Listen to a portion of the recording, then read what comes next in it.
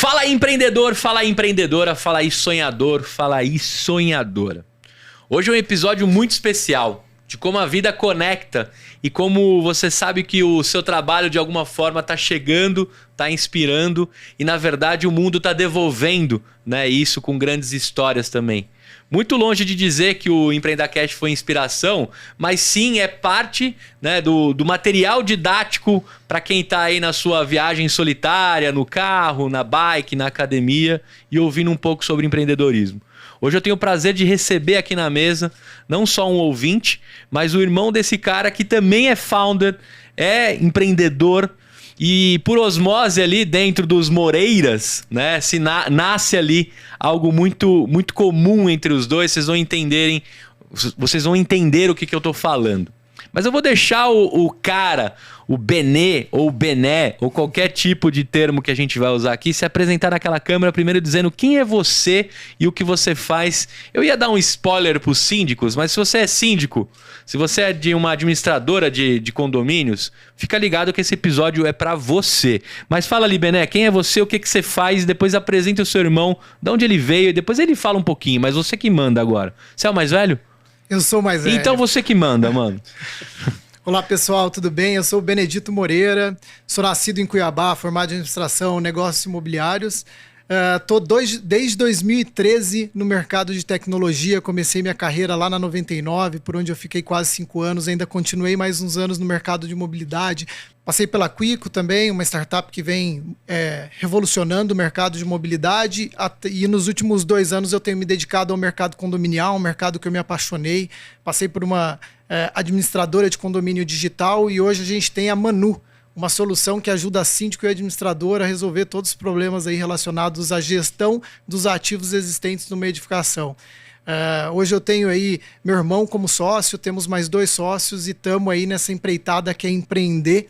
E obrigado, Gustavo, por tornar público essa história nossa e discutir um assunto tão relevante que é o empreendedorismo, que está aqui na veia do brasileiro, está na nossa vida, no nosso dia a dia. É isso aí. Agora o momento mais estranho, Edu, de todos os tempos. A hora que você começa a falar e você vai se ouvir daqui a pouco, quando você estiver ouvindo esse episódio. Fala pra galera quem é você, por que você tá aqui, mano?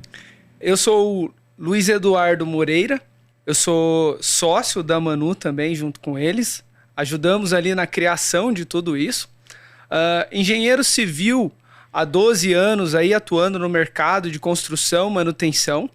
Tenho 2 business na engenharia, né? E por isso eu sou muito fã, porque aqui eu tirei várias pérolas com você, Gustavo, com a Muri lá atrás e com uma turma que você já entrevistou. E essas pérolas me ajudaram a chegar até aqui, a dar robustez ali aos meus business e chegar aqui como um new empreendedor participando dessa trajetória. É isso aí. Momento épico aí, você se ouvindo, né? Como é que você costumava ouvir o EmpreendaCast ou tem ouvido atualmente? Cara, quais os momentos? O EmpreendaCast para mim é a cara de um domingo de manhã, enquanto eu cozinho, e também quando eu tô fazendo o meu trajeto rotineiro de Americana até São Paulo. Então, para mim, carro é EmpreendaCast. Muito bom. Agora, Benê, você falou que é nascido em Cuiabá. Quanto tempo de São Paulo e mundo fora de Cuiabá? São 3 anos aqui em São Paulo. Antes disso, 3 anos de Rio de Janeiro, 1 ano de Salvador, 1 ano de Recife, 1 ano de Fortaleza então, e uns 20 de Cuiabá. Sou nômade. Você é nômade. Cara, qual que é o prato típico de Cuiabá que eu tenho que chegar lá e conhecer, assim? Só pra galera que estiver indo de viagem pra lá já ficar esperto. Acho que você tem que comer uma cabeça de pacu. O problema é que quem come não sai mais de lá. Mas se você quiser também, pode provar uma Maria Isabel, que é uma carne com arroz e uma farofa de banana. Muito bem. Então você aí que em algum momento estiver pensando em descer em Cuiabá, fica a dica aqui direto de lá, né? Agora vamos entrar nesse mundo da Manu, né? Benê, você teve aí uma vasta experiência de 99 táxi, de colonizar o norte e o nordeste com o aplicativo, dentro de uma profissão tão digna e tão antiga que é o taxista, né? De negociar, de aculturar.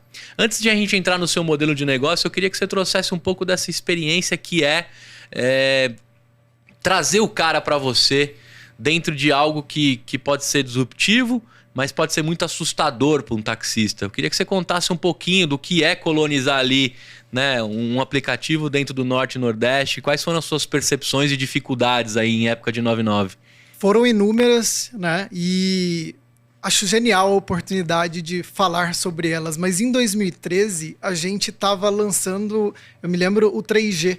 Então, assim, não era só falar de um produto que a gente estava construindo, você tinha que convencer o taxista a ele comprar um smartphone que era compatível com a aplicação da 99. Então, lá atrás, a gente teve um desafio gigante, não só de vender a ideia, mas de fazer o cara ir até a loja e investir nessa ideia, né? E eu acho que o grande X da questão foi que a gente estava muito próximo, era um relacionamento muito humanizado, a gente estava em todo lugar, a gente ia até a casa do taxista, que eram as praças, eram os pontos de táxi.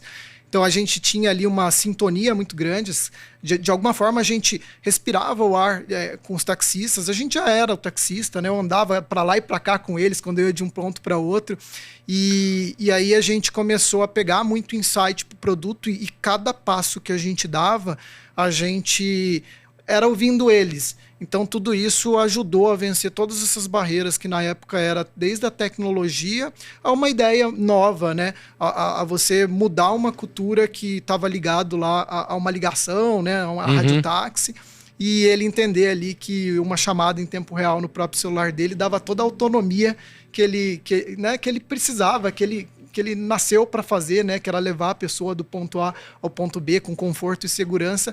Então, naquele momento, ele tinha ali tudo na palma da mão. Então, foi esse processo de construção.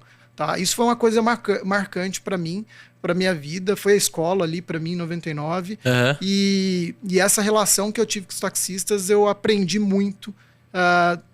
E é o que eu tento trazer, inclusive, até hoje para os nossos negócios, para a Manu. Por que eu comecei por essa pergunta, né, Benê? Depois eu vou jogar pro Edu ali que viveu, que conhece isso de perto ali como o técnico da parada, né? Mas a gente está falando de um mercado, quando a gente vai para a gestão de condomínio, para o síndico, a gente está falando de um negócio bem antigo, né? Bem arcaico, né?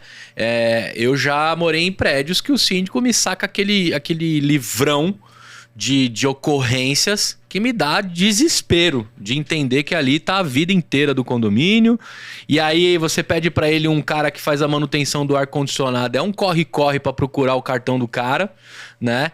E aí você pede de repente um cara para pintar, fazer alguma coisa, é um desespero, né? É sempre um corre-corre, assim, o síndico nunca tem nada na ponta da língua, até porque trocam as gestões, e vou te falar, ser síndico tem que ter estômago. O cara que escolhe ser síndico, meu amigo, já compra a cartelinha de omeprazol, porque é foda ser síndico. É picuinha, é treta, é muita coisa. E se você não consegue resolver o básico da gestão do condomínio, do prédio, você tá fudido. Porque além de tudo isso, você ainda tem as picuinhas, né? Da molecada que faz barulho de madrugada, tipo meu filho, né? E todo o restante que acontece. E aí, por que eu te perguntei sobre colonizar o Norte e o Nordeste e falar com o taxista e trazer, né, o 3G, o celular?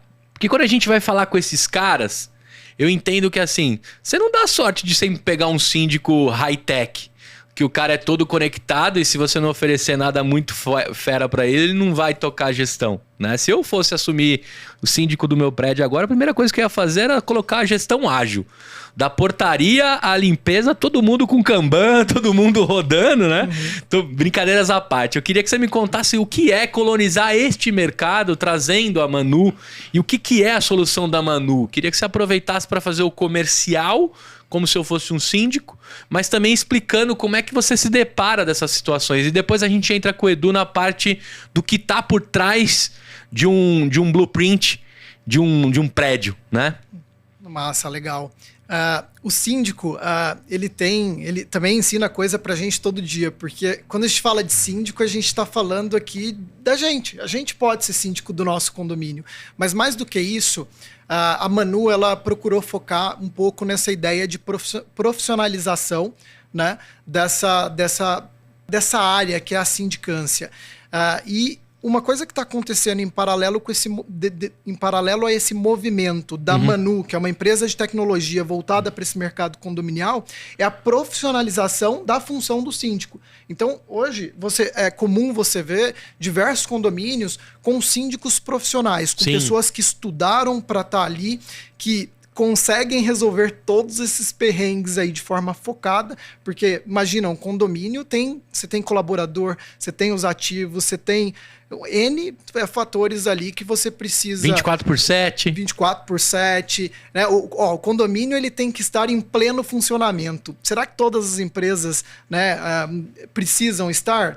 Talvez tecnologia, o produto tem que rodar. Mas o condomínio tem gente o tempo todo entrando e saindo, tem fornecedor e por aí vai. Então, portaria, segurança. Portaria, segurança. E a gente está falando de vidas, né? Um condomínio tem quantas mil vidas ali dentro? Quantas famílias?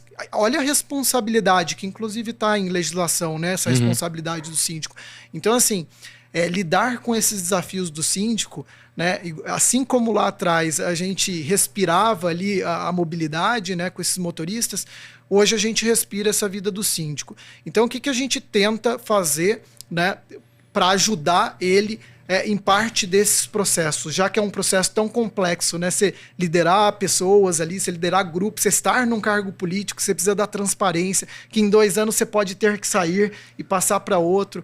Então, assim, a gente tenta ouvir muito, né, o síndico e realmente ajudar a ser um braço direito dele nessas questões que a gente sabe que impacta muito ele, que é garantir a segurança de todo mundo que está ali, da transparência do que ele faz, né, para ele continuar ali mostrando o trabalho dele, porque sem confiança, sem a admiração das pessoas que estão ali, fica difícil trabalhar. Né? Imagina se trabalhar num lugar que você é contestado o tempo todo, e esse mercado síndico é muito comum, né? Qualquer coisa que acontece às vezes no condomínio, a gente dá culpa no síndico.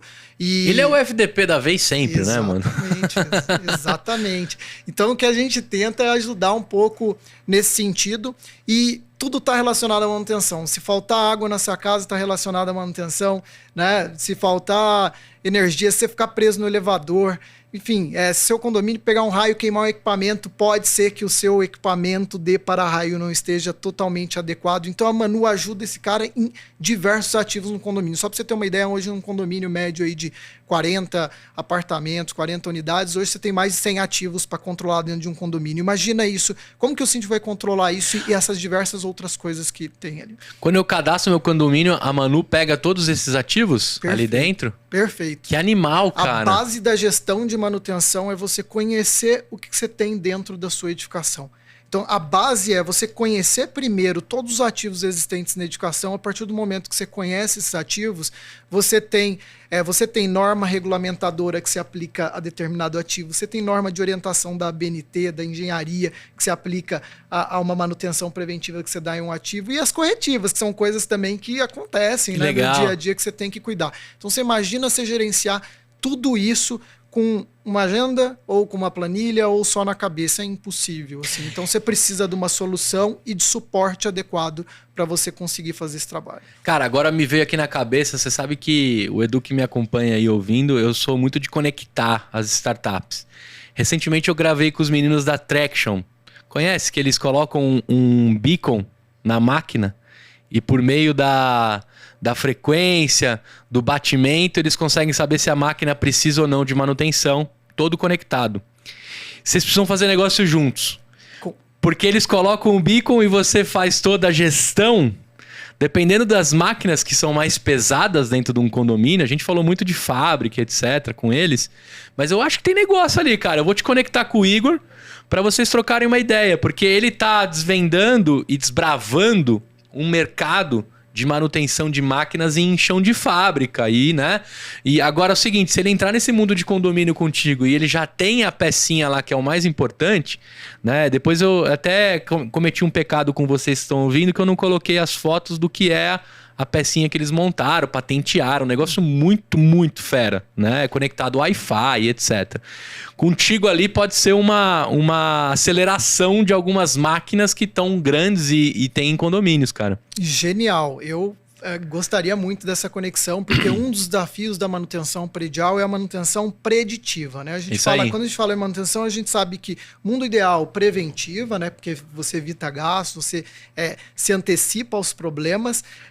Tem a corretiva, né? Que é quando acontece o problema, mas quando você me dá esse tipo de conexão, a gente está falando de manutenção preditiva. Então você imagina se, né, a gente consegue se conectar com soluções que se conecta ali, né, em um hardware, alguma coisa dentro do ativo, e o meu sistema começa a acusar ali quando o próprio áudio, né, um aviso sonoro, alguma coisa, já demonstra ali uma eventual futura falha de um equipamento. E você já aciona o técnico para ele estar no outro dia lá com o síndico. Exatamente. Agora eu queria entrar no... Eu usei o termo blueprint, mandei bem quando eu usei o blueprint aí na engenharia ou não? Sim, faz sentido usar esse termo.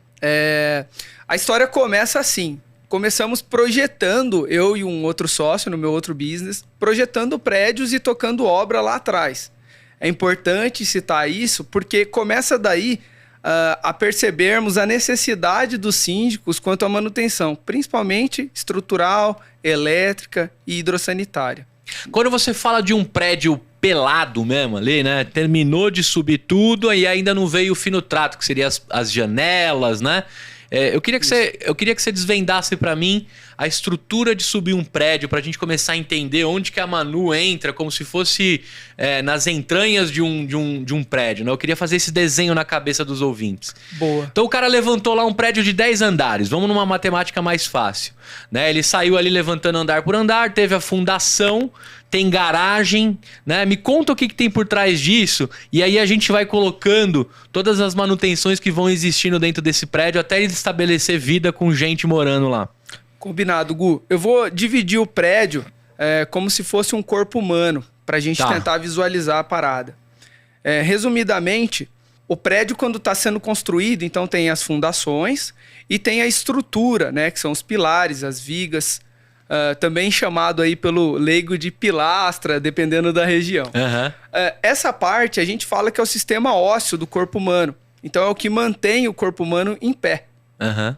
A partir daí a gente tem as redes neurais, os nervos. Os nervos, a gente está falando aí das instalações elétricas. Uhum. E a parte de sangue e sistema digestivo, estamos falando aí da água e do esgoto do corpo humano. Perfeito. Isso é muito importante para a gente entender que tudo isso vai gerar uma manutenção, seja no corpo, seja no prédio. Perfeito. E aí a Manu vai fazer essa interação, né?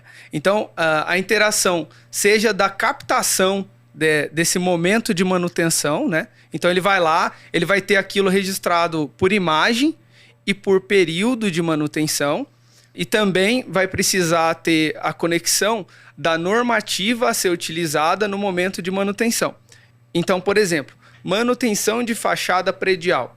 Certo. As construtoras costumam dar essa manutenção de 5 em 5 anos. Estamos falando aí de uma manutenção a ser executada na estrutura, mas também na parte de acabamento desse prédio, para ele não vir a ter um problema maior futuramente. Por isso que fica com aquelas... Essa manutenção é aquela que o cara vai passando a massa corrida, parece várias minhoquinhas assim na frente do prédio? Isso, essa mesmo, Gu. Entendi. Aquilo ali tem... Por trás não é só a pintura e um fino trato, tem mais coisa interessante ali por trás da estrutura. Tem, porque se ela não for executada em tempo hábil, né, ela vai gerar uma infiltração de água e essa infiltração pode vir a corroer parte da armadura do prédio, gerar um problema muito maior de ordem estrutural. Ah, entendi. Então o síndico do meu prédio lá demorou pra caralho pra mexer, porque, é bem isso. Porque tem uns 12 anos meu prédio e eu nunca vi as minhoquinhas lá pra fora pra começar a pintura, né? Tá faltando minhoquinha aí. Tá faltando a minhoquinha. Pra quem quer só entender o que eu tô falando das minhoquinhas, é que quando você passa na frente de um prédio tem vários riscos, né? Que o cara passou ali uma massa, alguma coisa por trás, depois vai vir uma pintura de fino trato. E tem outra coisa assim, né? Existe uma... Aí, pra você, Benê, na hora que... Eu vou perguntando na minha cabeça e você vai me corrigindo.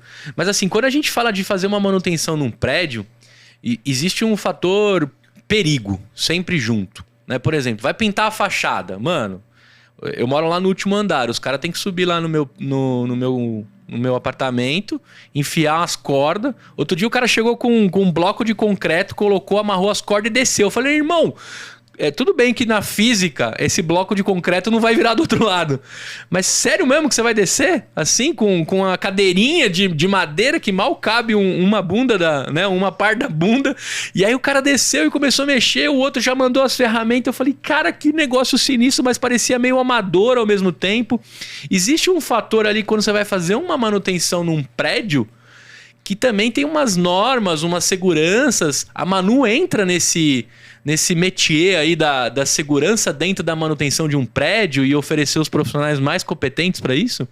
Perfeita pergunta. Eu acho que uma oportunidade aqui para todo mundo se atentar a isso toda vez que encontrar isso aí no seu prédio ou, né, no seu condomínio, enfim. Tem que tomar muito cuidado e a Manu ajuda nesse processo de conexão com fornecedores que de fato estão habilitados a fazer determinada manutenção. Manutenção e altura tem sim norma, tem que fazer, tem que ter habilitação técnica para isso. E é muito comum, tá? Em diversos condomínios que a gente vai, às vezes a gente sobe lá para fazer o mapeamento dos ativos e a gente vê técnicos sem os equipamentos de segurança necessário. Acho que o Edu, inclusive, pode complementar um pouco essa parte de segurança, mas, né, de uma forma mais técnica, mas falando do nosso produto, né, falando de como a gente ajuda o síndico, e esse é um dos pontos fundamentais na gestão de manutenção, é quem você contrata para resolver.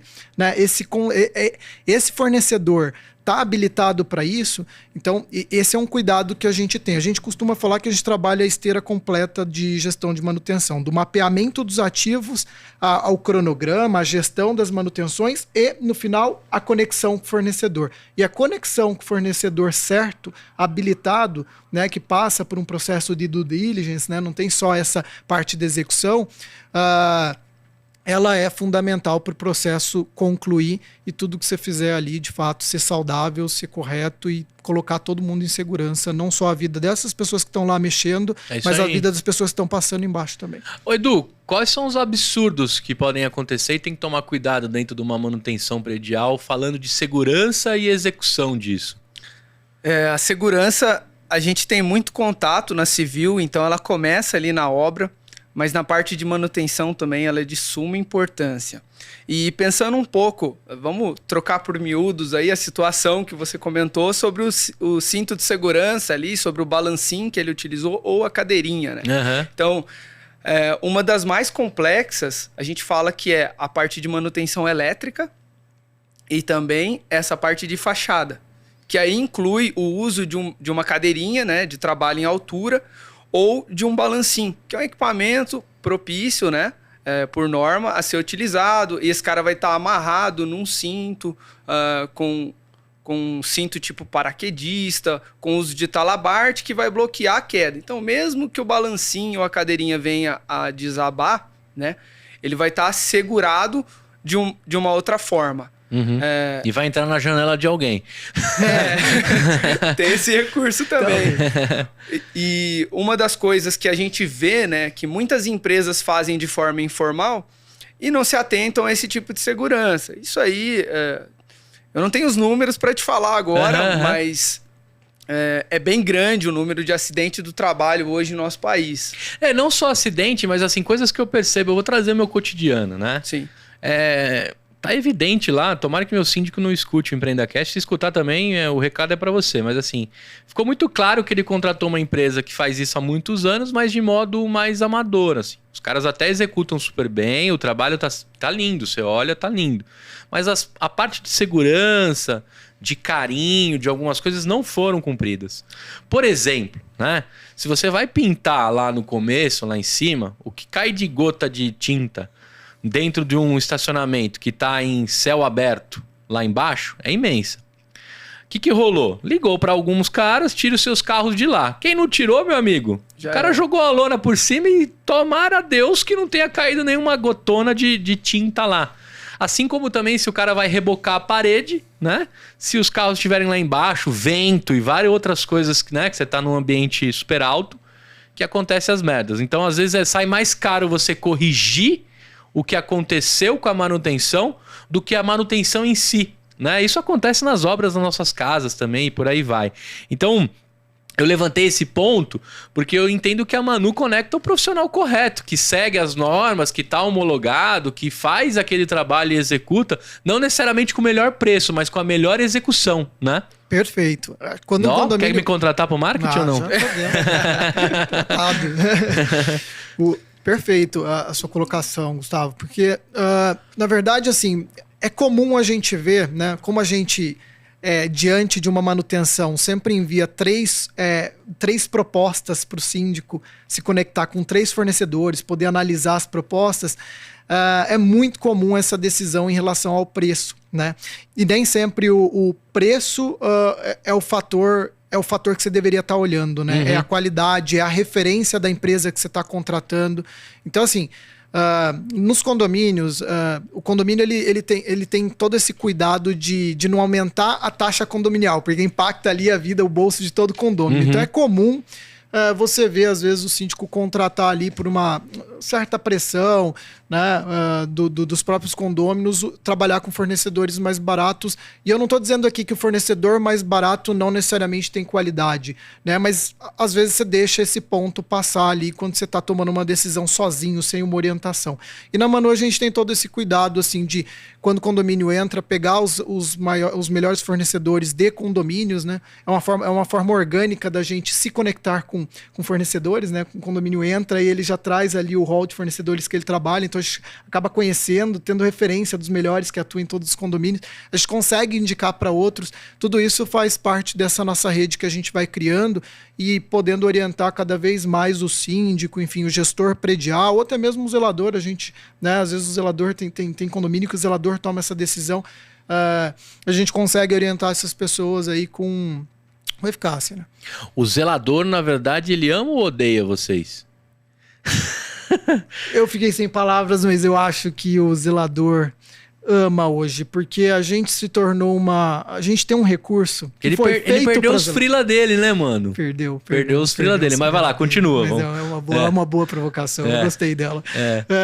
Eu costumo dizer, a gente faz muito treinamento dos zeladores. Quando entra um síndico profissional que tem 20, 30, 40 condomínios, a gente reúne um grupo de zeladores e faz o treinamento para uso da plataforma. Um dos recursos que a gente trabalhou é o futuro do zelador, é dar transparência também do zelador, do que o zelador faz no dia a dia, é o checklist, é ele mostrar o trabalho dele. Hoje a gente tem uns cases interessantes na Manu, que é o zelador indo para a assembleia ordinária lá que seu síndico faz uma vez por ano, mostrar o trabalho dele por meio da nossa plataforma. Que legal. Aí eu te pergunto, quem sabe o que o zelador faz, o dia a dia do zelador? Às vezes a gente olha assim e fala, o zelador... Você confunde com o cara que abre o portão e fecha o portão, ou você confunde com o cara que deveria estar responsável só pela sua segurança. Então tem uma série de divergências aí. Sim. Nesse entendimento da figura do zelador. E a plataforma criou um recurso ali que ele pode demonstrar também o trabalho dele dentro desse complexo universo que é a gestão de manutenção predial. A verdade é que o zelador agora tem um dashboard ali na mão, né? Isso é legal, porque assim, eu falei sobre o lance do zelador freelá, né? Porque, cara, todos os prédios que eu morei, né? De botar o suporte da TV a dar uma arrumada no chuveiro, seu Zé é campeão. É o melhor marido de aluguel que existe, é o zelador, mano. Né? Pô, Gustavo, mas você não sabe botar um chuveiro? Mano, dependendo do chuveiro, velho, tem umas paradas que é sinistra. Não vou negar não, viu, tá? Isso não vai me deixar mais homem ou menos homem, mas... Porra, mano, o Zé foi o grande marido de aluguel em várias... não tô usando o termo Zé pra associar, porque 2, 3 vezes que eu já morei, o zelador era seu José. E meu pai também é José e já foi também o cara da manutenção, o marido de aluguel das pessoas. Mas por que eu tô falando isso? Porque acho que o fato também de você profissionalizar isso... Por exemplo, teve um prédio que eu morei na Barra Funda, que o zelador era profissional, ele não morava, né? Tem muita gente que deve ter aí que o zelador mora dentro do condomínio. Então o cara zela mesmo porque é a casa dele, né? Isso é o skin the game do zelador, é botar ele pra morar dentro do negócio. Mas teve um prédio que eu morei na Barra Funda, que o cara falava assim, olha, senhor Gustavo, das 8 às 17 eu não posso fazer nada pro senhor dentro da sua casa. Mas depois das 18 horas eu estou habilitado a executar serviços como o meu MEI aqui, né? Eu te imito até uma nota fiscal. Eu falei, você tá zoando? Ele falou, não, sim. Já combinei com o síndico, com todo mundo. Eu trabalho normalmente pro prédio, né? Profissional. E à noite eu posso fazer algumas manutenções. Porém, algumas de furo, de barulho, não posso executar em horário, né? Que não permite dentro do regulamento. E aí eu falei, porra, mano, que animal, velho. Se todo zelador tiver esse direcionamento de entender que ele trabalha dentro de uma parada, mas ele pode frilar à noite, pô, às vezes ele faz o salário maior que o dele. Aí, cara, não sei se tá certo ou errado isso. Queria trazer uma discussão pra você, inclusive se a Manu resolve essa parada, porque eu acho que deve ter vários zeladores que pode depois, no tempo ocioso ou extra, fazer um trampo como fornecedor dentro da plataforma. Tô misturando as coisas ou não? Não, você tá falando de uma prática comum e que a gente entende e que eu também já usei lá meu zelador para trocar a resistência do chuveiro ou alguma coisa e né, paguei ali para ele para colaborar pelo trabalho dele. E você tá certo, e eu acho que a gente tá falando já de empreendedorismo aqui, você tá falando de um business aí que tem uma oportunidade sim para ser trabalhada, que é o marido de aluguel que já tá ali, né? Que é o complemento da renda de um profissional que muitas vezes vai estar habilitado para fazer isso. Sim. Eu acho que o cuidado aqui é só entender se a pessoa realmente pode mexer com elétrica, né? Pode fazer alguma coisa ou não. Mas a partir do momento que também não tem, é mais uma oportunidade de business, você dá curso, você dá oportunidade para os zeladores que já atuam ali, eventualmente fazer o trabalho dentro das unidades. A gente na Manu gosta desse tipo de iniciativa. Hoje a gente está bastante focado no condomínio, mas a gente observa que você citou o marido de aluguel, tá às vezes ali. E olha o quanto que você consegue resolver o problema ali, sim. Né? Na hora, né? É mais fácil você chamar um fornecedor de fora ou você colocar uma pessoa que já conhece o condomínio, conhece as instalações, cuida do condomínio e que você confia. Que Isso que eu ia te falar. O cara já conhece minha família, já circula ali, ou seja, a barreira de segurança já foi ultrapassada, né? Porque o cara frequenta os corredores da minha casa, né? Sim. Já até entrou para fazer alguma manutenção, alguma coisa que é relacionada ao prédio como um todo. Então o quesito segurança dentro da sua casa já foi estabelecido. Agora eu vou te falar, quando eu chamo pro cara furar alguma coisa, eu prefiro de dentro de casa. Porque a chance de furar um cano de um cara desconhecido que vai meter a broca sem dó nenhuma, o zelador pelo menos fala, não, pelo amor de Deus, aqui passa um cano central que abastece o prédio inteiro, né? Então acho que já tem algumas vantagens aí. Tem né? algumas vantagens, né? Esse conhecimento da planta é fundamental, mas aí você pega um prédio que está há 50 anos, que às vezes a gente pega e não tem planta mais ali, né? Se perdeu no tempo. Mas aí quem que vai conhecer? Só o zelador. Só o zelador. Que tem a planta dele na cabeça, porque ele tá ali há 30 anos naquele condomínio e por aí vai. Então a gente tá observando bastante isso. Eu acho que, né, desde que esteja habilitado, a gente apoia essa iniciativa assim, das unidades. E a gente quer, obviamente, em algum momento fazer esse trabalho, de alguma forma, garantir também essa segurança das unidades dos condomínios que a gente atua. Agora, Edu, eu queria entrar numa treta. Né? Bora. Toda vez que eu vou fazer uma manutenção lá no meu apartamento, eu comprei um apartamento de um cara que modificou tudo. Certo. Ele era odiado, tenho certeza, né? Se tiver um voodoo lá na salinha lá do síndico, é do último proprietário do meu prédio. Porque o cara tirou parte estrutural, cara, é lindo. Eu comprei a parada porque o cara mandava bem, mas ele destruiu o que se preza dentro do negócio. Aí qualquer coisa que eu vou fazer lá, o síndico já fala, senhor Gustavo, por favor, a RT, né? Queria que você explicasse o que é uma RT. E às vezes eu falo o seguinte, mano, eu vou fazer uma bobagem, velho. Eu vou colar gesso para fazer um painel da minha TV. Você quer uma RT? Sim, senhor. Eu preciso de uma RT da assinatura de um profissional. E aí, cara, eu já fiz até RT online. Conectei com o engenheiro no WhatsApp, fui mostrando a parada pro cara. Ele era do interior de São Paulo. Aí o cara foi me perguntando tudo e falou, beleza, senhor Gustavo, daqui a pouquinho tá chegando a RT pra você. Né? O cara nem precisou entrar na minha casa, diante de tão simples que era a obra. E aí eu queria entrar nessa discussão. Qualquer manutenção que é feita nos apartamentos precisa de uma RT. A Manu entra nesse lance para facilitar a vida dos condôminos ou não? Mas eu queria que você desvendasse para mim o que é RT e por que ela existe. Porque parece que é uma dificuldade para vender facilidade. Tô errado disso ou não? Gu, a RT hoje, ela tem uma norma, né? Então essa norma de manutenção, ela passou a existir não para vender necessidade, mas com a necessidade do mercado de profissionalizar as manutenções. Certo. Então, quando a gente está falando de um edifício, né? As manutenções precisam ser muito criteriosas. E, por exemplo, hoje em dia a gente tem uma técnica, vou dar um exemplo, uma técnica de construção que chama alvenaria estrutural. Certo. Ou seja, ali não tem mais pilares e vigas. Essa parede é estrutural. Então, esse exemplo esdrúxulo é para falar assim, você não pode derrubar uma parede. Nem cortar ela. Senhor. Então, diante dessas novidades e novos tipos de sistemas, a engenharia passou a notar, e o CREA juntamente, que muitas pessoas não respeitavam a melhor prática de execução de serviços. Por isso, passou a ser exigência, né, a anotação de responsabilidade técnica, a ART. Anotação de responsabilidade técnica. Isso. Beleza. Então, aquele engenheiro, no momento que ele faz a ART para a tua manutenção, ele é responsável técnico por tudo aquilo que você está fazendo na tua obra. Se ele veio pessoalmente ou não, tá. Ele tem a responsabilidade. O que acontece? A gente pega casos Mas penal, assim, se acontecer uma merda e morrer alguém... Criminal. Criminal, isso. Sim. Que loucura. Se morrer alguém, se machucar agora, alguém... Eu até me posicionei na cadeira aqui porque eu achei que era menos sério. Agora eu descobri que é bem sério. O que a gente depara de vez em quando? Tem casos, por exemplo, modificação de forro de gesso. Poxa, temos que pesar isso, né? Modificação de forro de gesso não é algo que vai necessitar necessariamente de uma ART. Eu não estou aumentando a carga naquele local, né? Não é algo... Modificação elétrica, preciso?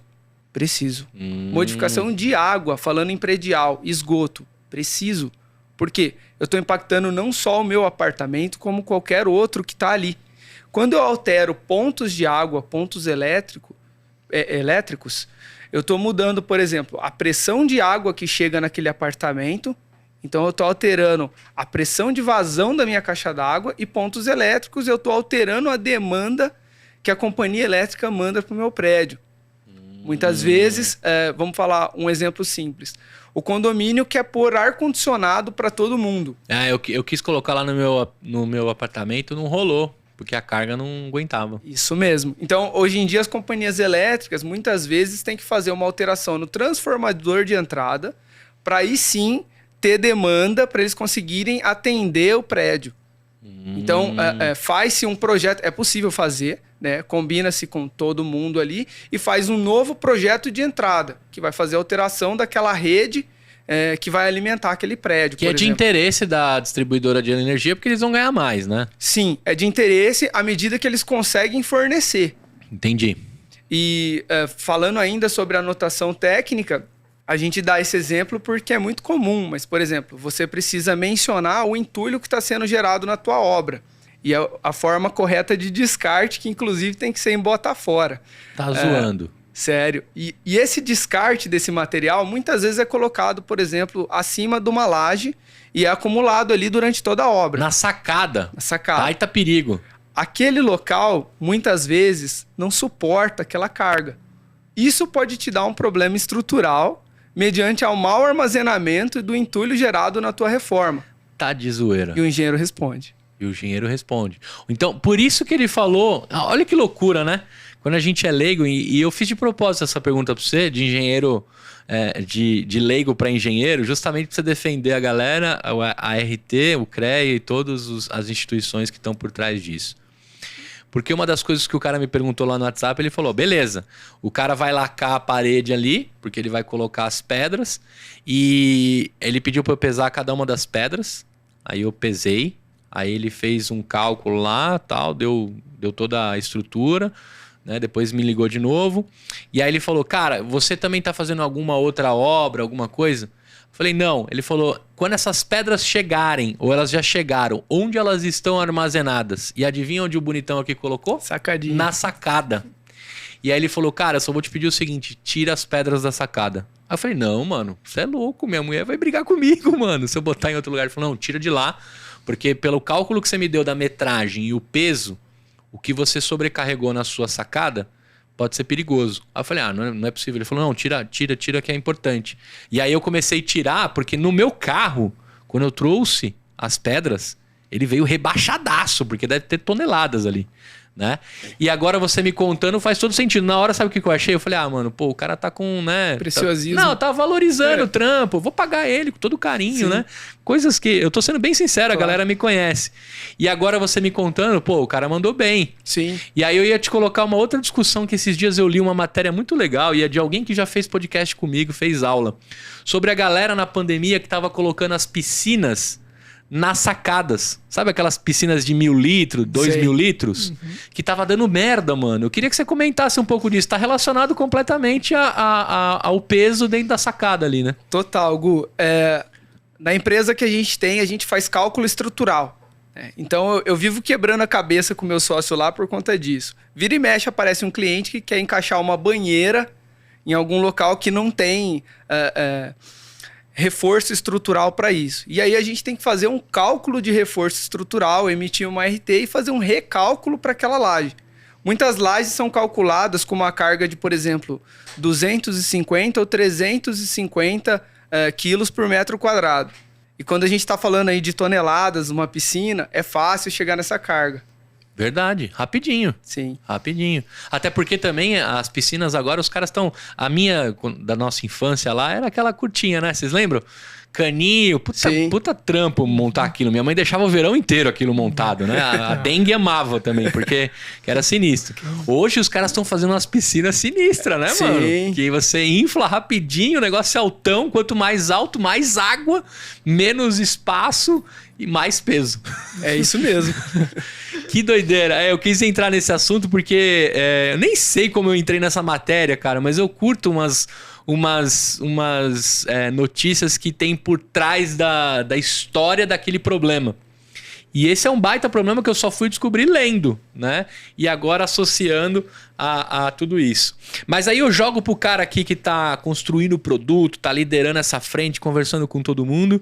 E aí eu te pergunto, o quanto a Manu me ajuda a resolver essa parte das ARTs, pelo menos pro síndico ou pro morador? Como é que a ART tem essa relação com a Manu? Hoje a ART ela tá dentro desse fluxo de conexão com fornecedores. Então, toda vez que você tem um tipo de manutenção corretiva ou uma manutenção preventiva, a gente vai já te entregar tudo isso mastigado com 3 propostas. E aí, dentro dessas propostas, né, para de fato você resolver o problema, quase sempre vai envolver a ART, né? Pelo menos tudo no que tange ali a parte de engenharia. E então, assim, a gente, dentro desse contexto, a gente procura trabalhar com os fornecedores habilitados que vai te entregar uma ART e vai conseguir dar o acompanhamento devido ao que você tem que fazer. Então, é mais ou menos assim que a gente trabalha, né?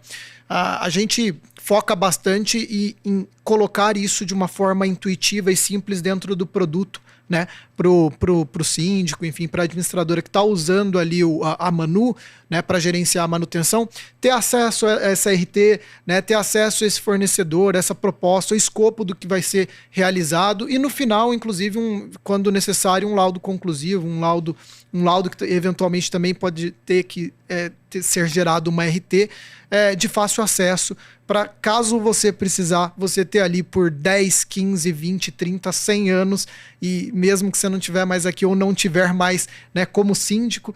Trocar a gestão, você não precisa trocar e explicar o arquivo. Exatamente. Cara, né? Então você vai ter sempre esse registro ali de tudo que aconteceu. Agora, eu como morador acesso a Manu também ou não? Sensacional. A gente lançou um recurso há uma semana atrás em que dá a transparência de como o seu condomínio está sendo cuidado por meio de um QR Code que é possível o síndico colocar dentro na área comum. Mais do que isso, você consegue ajudar a cuidar do seu condomínio, né? Você consegue ver como está sendo cuidado, últimas, próximas manutenções, atividades do zelador, mas você consegue também ajudar a queimar. Vou dar um exemplo básico aqui que acontece muitas das vezes. Uma luz queimada no seu andar, você consegue abrir ali, só passar o seu celular nesse QR Code ali que fica disponível no condomínio, e você, como morador, consegue atribuir essa atividade a uma pessoa do seu condomínio que você sabe que vai resolver. Então você está ajudando a cuidar. E olha que antigamente era o livro de ocorrência. Você desçava lá, falava, alguém ia ler o livro e ia executar. Exato, você não precisa mais descer. Você passa o celular ali de sua casa mesmo, manda isso, já o zelador ali, ou né, o gestor predial que você notifica, já vai ali cuidar dessa manutenção. E aí a gente está falando de um exemplo básico que parece simples, mas lâmpada queimada. Você já parou para pensar o quanto pode ter de acidente? Né? Então, são formas que a gente está criando. Principalmente no momento que você mais precisa. Cheio de compra, aquela doideira, onde está a chave, onde, né? Doido. Eu tenho inúmeras. Aí já vai escalando um monte de problema. Lâmpada queimada, aí você vai entrar no elevador, o elevador tá meio desajustado, tá com um degrauzinho acima, aí você vai, e aí começa todos os problemas. Eu já tomei um rola na mangueira do hidrante. Olha. Tava pra fora, eu subi da escada, geralmente não, né? Pelo menos no prédio que eu morava, o hidrante era um pouco próximo à escada de emergência. E aí alguém mexeu, alguma criança deve ter puxado a mangueira. E aí na hora que eu tava subindo, porque o elevador não estava funcionando, na hora que eu abri, malandro, direto. Já puxei e quase que eu fui catando o cavaco até o elevador. Por causa da mangueira do hidrante. A gente costuma falar uma coisa que leva o papo aqui para um grau de seriedade maior, mas assim, manutenção predial é coisa séria. É coisa séria. Sim, e outra pergunta que eu queria dividir contigo, que eu fiquei interessado, é o seguinte. Existem alguns Kinder Ovos que aparecem no orçamento ali, na hora que tem a transparência do síndico dos gastos, né? Me fugiu o nome agora do termo, prestação de contas. E aí aparece lá na prestação de contas que a gente está parcelando a Porto Seguro para fazer tal coisa, os caras do toldo para fazer tal outra coisa. E aí o fundo de reserva nunca funciona como fundo de reserva. Quando você me trouxe a Manu e a previsibilidade das manutenções, você está me dando uma possibilidade também de entender os momentos de caixa que eu preciso dentro daquele condomínio, para não aparecer essas surpresinhas aí de passar o chapéu em algumas assembleias, né, para conseguir pagar alguma coisa que não estava prevista, algum incidente. Esse é o grande lance que o síndico enxerga como um diferencial, porque se eu fosse o síndico, a primeira coisa que eu ia falar é o seguinte, mano, já sei todas as manutenções no meu Excel. O Excel aceita tudo, né, mas eu consigo colocar ali tudo que vai rolar e já consigo falar se o gato vai subir no telhado ou não. Exatamente. Essa área de dashboards te dá esses dados que você começa a registrar, te dá uma previsibilidade para os próximos anos. A partir do momento que você tem um histórico de tudo que você fez esse ano, parte desse histórico você sabe que vai se repetir no ano que vem, e você consegue, mais do que isso, equilibrar outras contas do condomínio, você consegue projetar a taxa condominial que você vai estar cobrando ali do condômino. E então, assim, a partir do momento, tudo que você registra, você consegue gerenciar aí para o futuro. E a Manu, isso é parte do valor que a Manu entrega hoje para o síndico e para a administradora. Esse poder de previsibilidade de contas também em relação à gestão de manutenção. Agora, Benê, a gente sabe que esse é um mercado, ele é fechadinho ali com a turminha da administradora, os síndicos são difíceis. Não me parece um mercado muito fácil de entrar. Como é que está sendo os desafios para você, liderando a Manu? Primeiro eu queria saber o número de colaboradores, como é que vocês estão estruturados. A gente já vai falar de investimento, né? Bootstrapping, etc, etc, etc. Mas eu queria que você dividisse com a gente um pouco do acordar seu de dizer assim, preciso penetrar num mercado talvez cheio de muros, cheio de dificuldades, tem muito rabo preso, tem algumas coisas aí que esse mundo, né? Eu queria que você desvendasse para mim como é que está sendo esse desafio de conseguir oferecer Manu para esses síndicos, para essas administradoras. De repente é melhor negociar com uma administradora e já pegar 100 condomínios de uma vez. Como é que está sendo isso? Essa parte de growth, escalabilidade, essa parte comercial, inclusive eu participo ativamente dela, de fato ela é muito estruturada dentro desse mercado no network, né? Então, assim, se tem alguém que conhece alguém... referência pra gente é tudo, né? A gente tem um case lá de um síndico que indicou outro síndico, esse outro síndico indicou outro, e aí já tá na 4ª geração de indicação. E isso pra gente é mágico. E esse mercado precisa disso. Eu não acho diferente do que a gente vivenciou lá atrás na 99, sabe? Porque tinha ali as radiotáxis, era um mercado fechado, todo mundo que você ia falar estava vinculado a uma radiotáxi que tinha medo do que ia acontecer no futuro, a partir do momento que dava muita autonomia ali para o taxista. Mas nesse mercado do síndico profissional, né? Que é o cara que está buscando... Ele é um early adopter. O síndico profissional hoje, a partir do momento que ele tem 10, 20, 30 condomínios, tudo que ele sonha é em ter mais, em aumentar a estrutura dele, aumentar a equipe dele e trabalhar com as melhores ferramentas. E ele é um cara acessível, né? Ele é público, ele tem uma empresa, ele tem um site, ele tem um LinkedIn. Esse tipo de público que a gente trabalha, tá rolando uma conexão legal, porque com o advento da pandemia e com esse foco no condomínio, né, os condomínios mais cheios, essas pessoas precisaram se movimentar. Então, tem uma barreira, tem essa coisa do network, de se tiver uma indicação é mais fácil, mas ao mesmo tempo, hoje dentro do mercado condominial, existem canais de tração que, se você divulgar um produto que tem valor para essas pessoas, elas vão vir atrás de você. A gente está passando por essa fase de aceleração, né, que eu acho que a gente vai entrar aí daqui a pouquinho.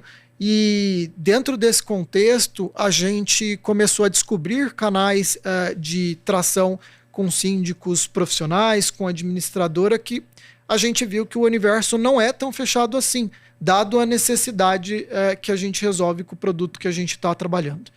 Eu te perguntei isso porque eu queria saber um pouco de como tá a Manu, né? Qual é o tamanho da Manu hoje? Quantos colaboradores? Quais regiões você já conseguiu? É melhor começar por São Paulo e ir ganhando? Você quer colocar um PIN em qualquer lugar? Qual a estratégia de capilaridade de oferecer a Manu por todos os prédios aí desse Brasil? Tá. Quando a gente começou bastante focado no mercado lá de Curitiba, que o nosso network era maior lá, com síndicos profissionais, né? Então a gente aprendeu muito com esses clientes. E aí a gente começou uma expansão para São Paulo e a gente ficou nesses 2 mercados. Hoje, nesse momento, a gente a gente completa 1 ano de operação agora em abril, né? No final desse mês. E de lançamento do produto agora em junho, julho ali, do nosso MVP mesmo do produto. E hoje a gente já está... Parte desses condomínios nossos estão concentrados nessas 2 cidades, mas hoje a gente já tem condomínio Rio de Janeiro, Maceió, Fortaleza, João Pessoa e Balneário Camboriú. Esses sem condições de mapear. Alguém descobriu, gostou, quis e ponto. Exatamente. Esses vieram aí dos canais de extração ou referência que a gente ativou. E a ferramenta, né, que a gente tem, que a gente trabalha, é um SaaS para ele, né? Então é uma ferramenta também que dá bastante autonomia para ele trabalhar ali, para ele mapear ativo, para ele lançar um novo ativo, ajustar status de ativo, criar cronograma de manutenção. Então é uma ferramenta democrática e que ela torna essa questão da capilaridade um pouco mais acessível para a gente realmente pegar síndico do Brasil todo. Então, hoje a gente está aí pelo menos nos 6 estados e em plena expansão, inclusive no interior de São Paulo, que é uma coisa que me chama atenção, assim. O interior costuma ser mais baixo, né? Mais casas térreas, menos prédios, né? Condomínio horizontal, tá entrando bastante. Condomínio horizontal, isso. E então tem muita coisa nesse sentido, né?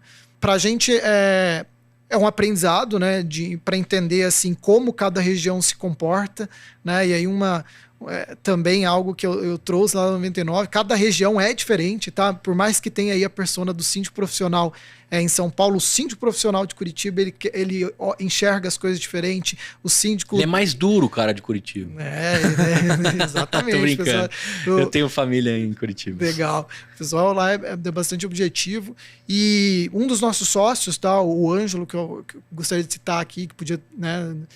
gostaria que estivesse aqui com a gente, mas na correria do dia a dia ficou lá em Curitiba. Ele foi síndico profissional. Então a gente entende muito a dor do síndico profissional também com a figura do Ângelo. Ele chegou a ter 6 condomínios lá, enfim. e aí ele foi se voltando para o mercado de tecnologia. Mas a gente aprende todo dia com cada síndico que vem vindo de cada região. Por isso que a gente está disposto a pegar hoje, colocar o PIN em cada parte do mapa do Brasil e entender e aprender bastante com esses caras. Tá? Agora, eu queria entrar um pouco na cozinha de vocês, porque nos bastidores aqui a gente falou sobre, né, é um app, é um web aplicativo. Aí a gente entrou em alguns termos, PWA e etc. Mas eu queria fazer um recorte para a gente falar de MVP. Tem muita gente que tá achando que é o máximo viável do produto. Porque o cara vai achando que tem mais alguma coisa, mais alguma coisa, vira uma bola de neve, nunca vira mínimo, ele nunca lança e parece o Kiko que nunca chuta a bola, né? Eu quero acabar com isso, pelo menos para quem escuta o EmpreendaCast. Então eu queria que você recortasse para mim, o que foi o mínimo viável do produto de vocês? O que vocês optaram de tecnologia? Como é que foi esse começo? Tá? E depois eu vou te trazer uma outra pergunta dos limites entre os aplicativos, porque me parece que esse mercado de gestão de condomínios tem bastante coisa pulverizada. Mas vamos começar pelo MVP. Como foi o recorte?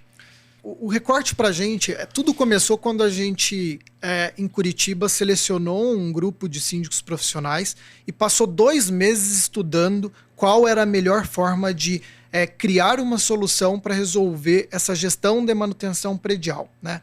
E depois disso a gente concebeu em um mês algumas telas, né? E conversando com esses caras, entendendo onde estava ali, onde deveria ficar cada botão e qual que era o recurso-chave, né? 2 recursos-chaves que a gente conseguisse desenvolver em um mês e já soltar para eles começarem a trabalhar na plataforma.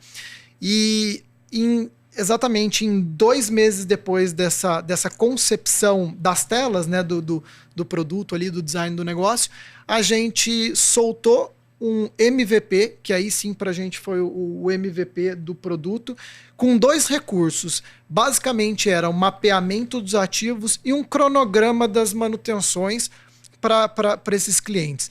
E aí esse cronograma de manutenções, quando a gente soltou, ele notificava os clientes, né, de uma manutenção que tinha para fazer com previsibilidade. Mas essa notificação nem fazia parte do MVP. Na prática era quem notificando? A gente, no braço, porque aquilo ali era um MVP para entender se a gente estava no caminho certo dos primeiros recursos base para gestão de manutenção predial. Que legal, era manual automático. Era manual automático. Manual automático. Exatamente. Mas a nossa história de MVP foi essa. Na verdade, a gente entende que foi construído ali por eles. Tudo que a gente tem hoje é construído por eles. Legal. E aí a gente começou a adicionar cada recurso nesse MVP, né, que hoje eu entendo que não é, né, acho que o tempo todo a gente testa coisas novas, né, tem um mínimo de um recurso novo, né, hoje é mais voltado pro micro do projeto, o MVP, mas a gente foi adicionando recursos, features dentro desse aplicativo, né, dessa solução, que a gente recebia em insight comercial, então na ponta, quando a gente divulgava, a gente ouvia o que o cliente queria, né, porque eu não podia me limitar só à base que estava usando, e a gente ouvia também os próximos recursos que vinham do próprio time de operações ali, das pessoas que usaram, né, que estavam usando esses 2 recursos, falavam, mas isso aqui, isso, né, e aquilo ali, né, quando que vai ter um módulo para o meu zelador, quando que eu vou poder... Eu estou te solicitando o orçamento para corretiva pelo WhatsApp Business de vocês, quando que eu vou poder fazer isso pela plataforma? E aí a gente foi... priorizando o roadmap e dando robustez ao produto que a gente tem hoje aí. De quanto tempo com o MVP na rua até o primeiro cliente pagante? Como é que foi isso? Eu queria que você fizesse esse recorte desse momento para mim. Tá, a gente teve clientes pagantes desde antes do produto na rua. Tá? Legal. Então naqueles 2 meses que a gente estava aprendendo... Esses são os fulls. Tô brincando. Ele, né, é quase um investidor, né? O cara que aposta na sua ideia, né? É isso aí. É um empreendedor que... O cara que bota dinheiro para ver o parquinho pegar fogo. Porque, exatamente. Mas assim, para a gente dar uma escalada com 2 recursos no produto e recebendo muito insight do comercial, a gente trouxe muita gente no início com isenção. Então 30 dias de isenção, 60 dias... como o SaaS faz ali, às vezes, para escalar dentro de uma estratégia de growth. E aí, isso foi até outubro do ano passado, a gente tinha aí clientes com um período de isenção para o produto se tornar mais robusto. Então eu costumo dizer ali que foi de junho, julho a outubro, com clientes que ainda não eram pagantes, que estavam explorando a plataforma, porque para esses clientes ainda faltava alguma coisa para gerar o valor que ele esperava para de fato ele poder investir na plataforma. Então foi mais ou menos esse período ali de 3 meses. Agora, eu queria jogar para o Edu, né? Depois a gente vai falar um pouco sobre a sua experiência com o Empreendacast, como ajudou, né? E os business que você tem. Mas eu queria saber o quanto você influencia, né? Diante do irmão que tem uma história e uma percorrida dentro de uma empresa que foi unicórnio, 99, primeiro unicórnio do Brasil. Toda essa facilidade de construção de produto, de estratégia, que se você jogasse qualquer tipo de assunto na mão do seu irmão, ele desenrolaria com toda a experiência que ele tem. Mas eu queria entrar agora um pouco nos Moreiras. O quanto você tem de influência desse assunto na hora que vocês conversaram? Como é que vocês chegam na possibilidade de abrir uma Manu? Eu queria saber o que foi isso e como é lidar entre irmãos, essa discussão. Assim. Eu queria ter um pouco disso, que deve ser muito comum para quem está ouvindo aí. Tem um irmão mais novo que tem uma visão, um mais velho que tem outra. A complementariedade dos dois são perfeitas para a sociedade, mas também a gente escuta muito que entre família dá treta. Eu queria ouvir um pouco disso de vocês, cara. Quando a gente começou a desenvolver a ideia lá atrás, ele perguntou sobre os problemas da construção civil. Só que ele já tinha um conhecimento de condominial e também de escalada com a 99. Uhum. E ali começou a faísca, né? Porque eu falei, tem esse problema de manutenção aqui, que é de fato um problema. Mas a discussão nasce o quê? Num churrasco? Você dividindo com ele alguma treta que você pegou? Como é que nasce? Onde que nasce essa parada da Manu? Nasce num domingão, naquele almoço de casa, falando sobre problemas de condomínio, problemas que não estão sendo solucionados, né? E sobre a construção civil, porque ela está sendo muito renovada, mas ela não está sendo inovada em momento algum. A construção civil, ela é quase que igual há muitos anos, né? Ela tem sido desmembrada, modulada, sim. Mas nada de inovação aparecendo. E é sofrível ainda, hein? Muito. É sofrível demais, meu Deus. E aí a gente trocando aquela ideia de domingão, ele comentou, e se fizéssemos um aplicativo para manutenção de condomínio? Eu já tô imaginando a cabeça dele ali, do cara que constrói, que faz growth, que, cara, dá pra resolver essa parada aí, porque eu tô ligado que dá, né, mano? Já convenci taxista a comprar celular e usar 3G, mano, não vou convencer o síndico a... Aí eu lembro que ele me perguntou, a parte mais técnica, né? Mas as manutenções são iguais? Então tem uma padronização? Então fomos respondendo ali. Aí uma semana depois, né? Batemos aquele papo. Uma semana depois ele, conversei com 2 amigos. Pronto. Já era, você sabe, né? Já era, picou. E é o seguinte, a gente quer fazer isso, dessa forma. Aí eu falei, tá pronto. O MVP tá na cabeça dele. Que legal. Agora tem que botar pra andar. Que legal. E como que foi os próximos passos, assim? Eu queria que você contasse pela visão do irmão mais novo dentro da área técnica, né? Sim. E depois eu vou te perguntar como irmão mais velho dentro da execução. Como é que foi a parada? Tudo é muito rápido nesse mercado. Então eles já tinham dimensão que, assim, uma ideia para virar um negócio, você tem que acelerar o pé. Então, sola de sapato, no primeiro momento, eles foram atrás já de síndicos de condomínio. Ele trouxe um sócio que ele já havia trabalhado, que é o Ângelo, que já tinha experiência de dirigir um condomínio. Então, esse cara é muito importante. Ele é a persona do negócio, né? Ele gostaria de ter sido cliente, mas como ele não foi, ele desenvolveu o produto. Então, ele ajuda... Que bom, Ângelo. Que bom. Ele ajuda a desenvolver tudo aquilo. A gente dando base de engenharia para as coisas serem construídas, muito com experiência de mercado, experiência de manutenção. Então, lembrando, resgatando lá atrás, eu construí prédio por 12 anos. Projetamos a 5, quer dizer, parte do problema já estava ali. Só que a gente não tinha, na engenharia a gente não enxergava, né? Com a minha limitação de engenheiro civil, eu não enxergava a parte tech de solução como aplicativo ou como gerenciadora de manutenção. Aí já era, né, Gu? Pô, você era bom de cálculo, seu irmão é bom de desenrolar os cálculos. É, isso aí. Agora, eu queria um recorte seu, né? Sai daquele almoço em família, né? Aquelas provocações, você já saiu conectando, já deu para perceber que você é o cara é o imã, né? Das oportunidades. E resguardado ali, reforçado por um irmão técnico com mais de uma década no assunto. Queria que você contasse a sua parte ali, o que é bootstrapping, quanto de dinheiro, saiu passando o chapéu, como é que você começa a estruturar a possibilidade e como é que você se apaixona por esse problema que teoricamente nunca foi seu, né? Você não era dessa área, você não tinha o que mexer com isso daí, mas teve ali um estopim, né, dentro de casa, dentro da família. Mas eu queria que você contasse os seus, assim, como que é? Vamos juntar uma grana, vamos chamar o programador, eu mesmo vou codar, como é que foi isso? Bootstrapping total. Mas como que tudo isso começou? Eu e o Ângelo se conhecemos dentro de uma administradora de condomínio. E aí a gente começou a falar com o síndico do Brasil inteiro, porque a gente tocava uma área de growth, era um produto digital, com capilaridade nacional. E todo mundo falava a mesma coisa. Cara, eu tenho um problema para gerenciar as manutenções. Então já vinha ali aquela coisa da gente olhar para esse problema e de alguma forma resolver.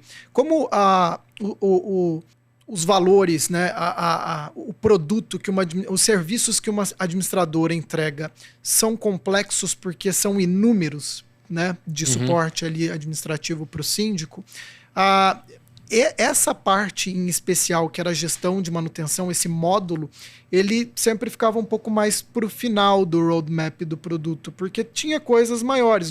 Você mesmo citou prestação de contas, arrecadação. Tem coisas que a administradora faz que é super complexa e exige muito trabalho e muita atenção. E quando a gente saiu, eu falei, Ângelo, cara, a gente ouviu o ano inteiro todo mundo pedindo um módulo de gestão de manutenção. A gente começou a estudar esse mercado e aí foi bootstrap total. A gente começou a falar, né, com a nossa rede que a gente tinha construído. E foi quando a gente resolveu fazer a Manu e pensar num modelo SaaS ali que desse algum tipo de sustentabilidade para o negócio. Mas, evidentemente, a gente, com todo esse trabalho dentro de algumas startups, com um mercado favorável para quando você tem uma boa ideia e um bom produto, investir. A gente também procurou aí uma rede que a gente construiu também nos últimos anos de investidores anjos. Então, uma turma que me ajudou, né, ajudou no meu desenvolvimento profissional, pessoal, da própria 99, entrou ali, né, juntou um grupo, então fez uma captação anjo ali com umas 5 pessoas.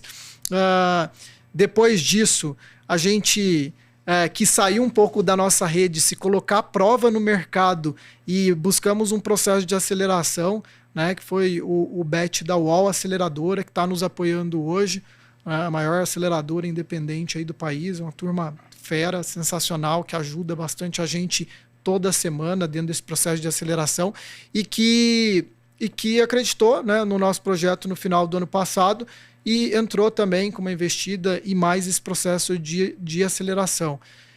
E de lá para cá, eu acho que o desafio é da startup early stage, que em breve deve soltar aí abrir o seed round para a gente realmente captar mais e continuar crescendo o negócio, né? A gente comentou aqui ao longo dessa conversa dessa expansão para o B2C, né? Para o condômino, como atender condômino. Então tem muita coisa para lançar. Com certeza a gente vai precisar se estruturar mais, trazer mais investidores para o jogo nessa linha de startup, mas seguindo cada degrau, cada etapa e fazendo desse limão uma limonada, é isso? É isso aí, desse limão uma limonada. Mas até corrigindo aqui, né?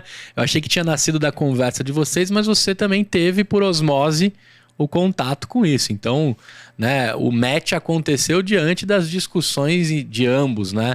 Com a situação. Isso é legal também pra galera entender que não é do nada que as ideias partem, não é um cometa que cai no fundo do seu quintal, você vai lá olhar e tem uma ideia escrito ali dentro, né?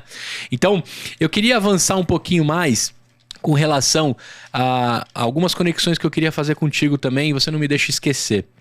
Uma delas é com o meu patrocinador, que eu adoro, que é o Pedro Kaufmann, da Fit Anywhere. A Fit Anywhere nasce oferecendo academia para condomínios, Porque dentro do condomínio é uma bagunça, né? Tem aqueles aparelhos que fazem tudo, até café expresso, mas você não sabe como malha naquilo. Sim. Então a Fit Anywhere nasce exclusivamente para as academias dentro de condomínios, né? E ele começa a oferecer essa profissionalização do treino e etc. Eu vou te conectar com ele porque esse cara tem uma penetração muito grande dentro de condomínios e eu acho que vocês podem juntar forças, né? Desde do lance da gestão de manutenção, porque a academia faz parte da manutenção do prédio, né? Não tem como escapar. As esteiras dão trampo pra cacete, né? Aquelas máquinas dão trabalho pra caramba, e se eu fosse dono da Kikos, eu tava milionário, que é a maior distribuidora de equipamentos de academia de condomínio desse Brasil imenso, né? Onde que eu quero entrar, cara? A outra conexão é que eu tive o prazer de dividir uma garagem de inovação na Sul América com uma galera da Gerdau. A Gerdau, eles têm um programa de aceleração. Eu vou procurar o Marcelo lá, Marcelo Baldino, vou te conectar com ele, porque a Gerdau estava muito interessada em se conectar com empresas que de alguma forma estão dentro da construção civil, né? Então eu acho que tem a possibilidade de vocês fazerem negócio. Se não der, pelo menos um café você ganhou, ou você paga para ele o café e depois paga um para mim também. Então eu vou te conectar com ele. E por último e não menos importante, você já deve ter se ligado que a Vedacity também tem um programa de aceleração deles. Eu acho que pode dar muito match com o que vocês estão fazendo, porque Vedacity é manutenção também, né? Ó, eu não tô ganhando nada com isso, hein? Eu tô praticamente um Milton Neves, né? E fiações Sil, né? Se você vai colocar fio no seu... né? Compre Sil, né? Eu tô te falando isso porque pode ser que ali você tenha a possibilidade de se conectar com algumas empresas que estão ali no decorrer daquilo, né? E acho que Vedacity, todo mundo sabe o que é Vedacity, né? Sim. Eu, desde moleque, meu pai já me fez subir no telhado para passar aquela parada, que era bem arcaico no começo. Hoje a tecnologia dos caras tá animal, a forma de passar. Você praticamente sai limpinho. Você pode passar Vedacity de todinho de branco que você sai lindão, sem sujeira. Não ganhei nada de vocês também, Vedacity, mas lembra de mim. Aí, cara, diante dessas conexões, pra você não deixar eu esquecer, e aí eu passo isso para você, pro Edu, queria muito que desse negócio. Eu queria entrar no lance que decidir ter uma aceleração, decidir para um seed, captar dinheiro.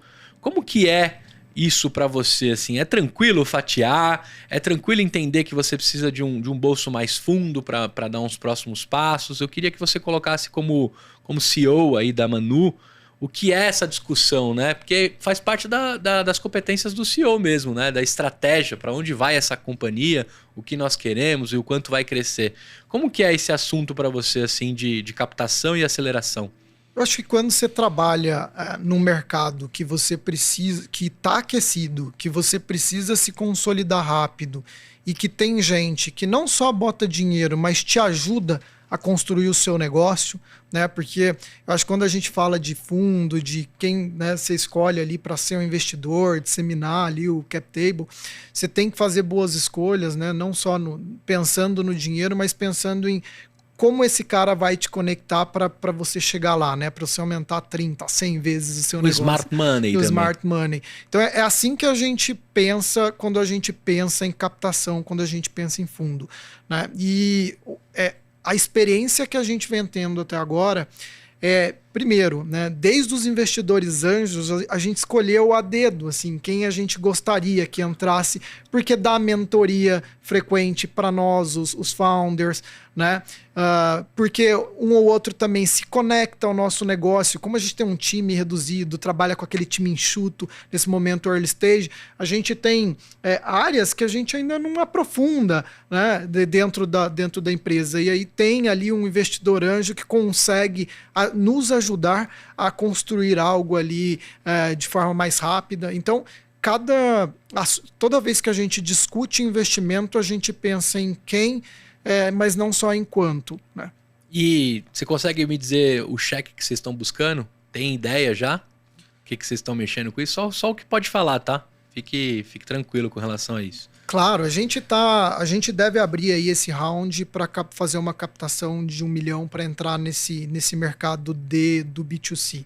A gente já está nessa parte de estruturação de deck, já começou a se aproximar, a retomar essa conversa com alguns fundos e acho que as coisas vão caminhar aí para esse ano, porque ainda esse ano a gente gostaria de lançar essa feature e ir para cima desse mercado, porque é uma necessidade que a gente está vendo. À medida que se aumenta muitos condomínios, começa a gerar as necessidades ali, as oportunidades. E eu acho que a gente não pode perder tempo, né?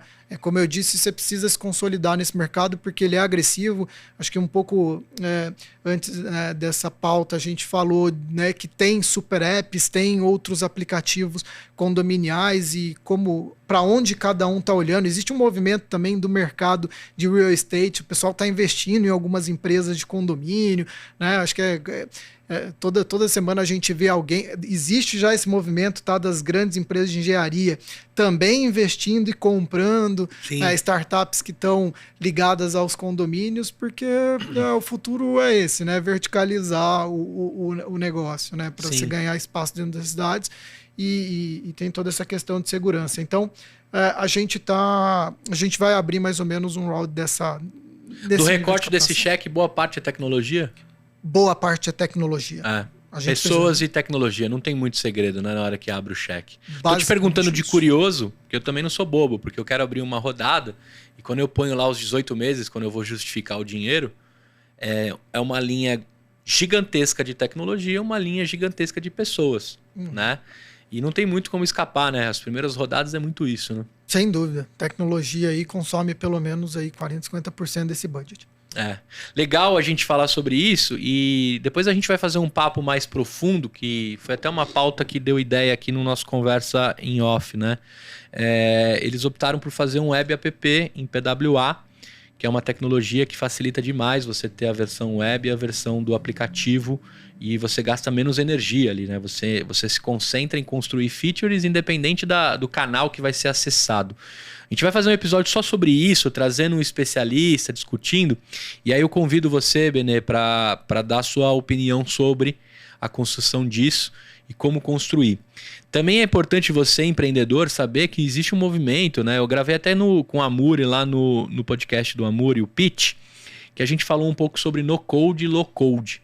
Né? Então, não necessariamente você precisa ser o mago da internet ou ter um sócio de tecnologia para criar o mínimo viável do seu produto. Existem alguns aplicativos e opções dentro do mercado que você pode criar algumas features sem nem ter uma linha de código. Né? O que eu sempre falo é o seguinte: invista sempre em lógica de programação. Isso vale, né, para qualquer... Invista em lógica, né? Porque isso vale para qualquer profissão. Para você performar melhor na empresa que você trabalha, para você liderar melhor a sua empresa. A lógica de programação foi divisor de águas na minha vida como construção das coisas. Eu penso tudo logicamente. Então, quando você vai construir algo no code, low code, a lógica vai ajudar bastante do que as features dessa possibilidade, né, desse aplicativo, dessas empresas que oferecem isso, para você construir coisas também do seu MVP. Então, já fica o convite aqui para a gente falar de PWA quando a gente for abordar todas essas entranhas. Que isso é bacana. Isso acho que vai ajudar bastante quem entrava nos MVPs. Tá tão escasso o programador, tá tão escasso o CTO, né? Quem não quer um co-founder CTO? Né? Levante a mão quem não precisa de um CTO como co-founder. Todo mundo precisa, né? Então, no começo você tem que dar um Civirex, porque o cheque aí de repente é curto, né? Ou o seu bolso também está curto nesse começo. Benê, eu queria invadir agora a discussão só para a gente deixar claro para todo mundo como é que você ganha dinheiro. Basicamente licença de software. Exatamente. Hoje a gente trabalha num modelo de negócio SaaS, então cada condomínio ali tem um custo por mês, né? Um custo que gera para a gente uma receita recorrente mensal. Mas, como eu disse, a aplicação ela tem um marketplace integrado, que é a conexão com os fornecedores. Então, à medida que eu gero novas oportunidades para esses fornecedores, tem ali também um fee dessa transação quando ela ocorre. Legal. Então, você chega a agir no parcelamento das coisas ou não? Porque aí você pode pegar um fee como fintech já, né? Exatamente. Aí tem a parte do sonho grande, né? Faz parte das features aí dentro do seu backlog. Sem dúvida, porque o tempo todo a gente está fazendo transação e nem sempre o fornecedor consegue parcelar o quanto o condomínio precisa, né? Sim. Existem obras, a gente está falando de obras que precisa de uma fintech, precisa de um empréstimo. A gente está falando de um ticket médio que varia de R$500 a 1 milhão, né? Uma reforma de fachada, imagina, né? Num condomínio grande aí de 1, 2 torres. Então, tem todas essas oportunidades da parte financeira, desde o parcelamento do ticket médio, às vezes menor, e ao empréstimo aí, financiamento de obras. Então, a gente lida o tempo todo com isso. E aí tem também a história petróleo, do sonho hein? grande. Tem petróleo, bastante coisa aí para os próximos rounds. Vocês estão mexendo aí num buraco que tem bastante petróleo. Agora, Edu, queria que você dividisse um pouco como é que a gente chegou até aqui, né? Primeiro, agradecer, apresentar o seu irmão, né? Um gênio aí das construções, de produtos, né? Um cara que pavimentou o Norte e o Nordeste da 99. Foi impossível não te perguntar sobre isso. Quando você comentou, bem levemente, ele falou assim, não, eu trabalhei há algum tempo na 99, né, habilitando o Norte e o Nordeste. Falei, tá, beleza, me conta mais sobre isso, porque no mínimo um frio na barriga eu teria se eu recebesse esse desafio. E você fez com maestria, porque a 99... puta que pariu, tem tudo que é lugar, né? Hoje existe uma briga aí saudável entre 99, Uber, né? A Easy saiu um pouco da jogada, que foi precursora, né? Pioneira, né? Mas tem tantas outras que apareceram.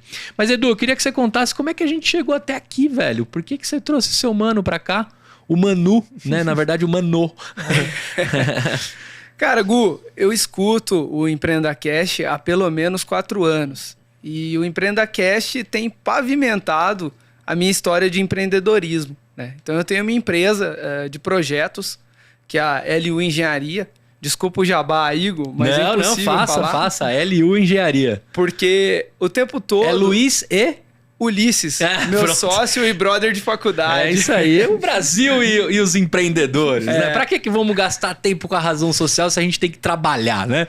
Vamos juntar a inicial e tá tudo certo. Coloca um ponto ali, tem essa? Não tem, então registra. Vamos trabalhar. É isso aí, muito bom. Gu, e aí, a partir daí, eu começo a assistir vocês o tempo todo, né? A ouvir, principalmente nas minhas viagens, ida e volta ali pro nosso escritório central, que fica em Americana. E eu vou me apaixonando pelo programa o tempo todo, porque o teu tempo médio é 1h30. É o meu tempo médio de viagem. Legal. E aí eu coloco ali em 1.2 para tentar escutar um programa e um pedacinho do outro.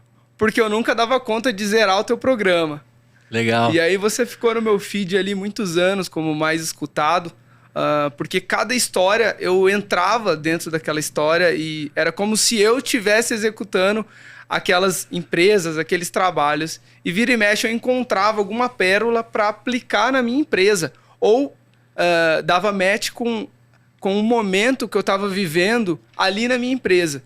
E dali eu tirei várias soluções práticas. Lembro de um quadro que vocês criaram na época, Pérolas, do Amuri, e ali tinha pequenos ensejos também. Pílulas do Amuri. Desculpa, isso. Pílulas do Amuri. E ali também eu tirava pequenos ensejos e tudo mais. Fez parte aí da nossa escolha, inclusive de trajetória, se a gente ia abrir para o mercado de captação ou trabalhar breakivado. E aí a gente acabou optando lá atrás por trabalhar breakivado nesse negócio, ou seja, não seria um negócio para escalar necessariamente, mas poderia ser um negócio de crescimento. Uhum. E assim ficou, e hoje tá indo muito bem, graças a vocês e a todo o trabalho que a gente tem feito. Então, eu vejo vocês como um MBA gratuito que eu fiz ali no Spotify o tempo todo. Isso é verdade. Eu tenho um MBA gravado, cara. Mais de 200 episódios a gente bateu. Cara, muita coisa. E assim, eu lembro ali de uns episódios atrás que me marcaram muito, como o Geraldo Rufino. Adoro. Meu favorito.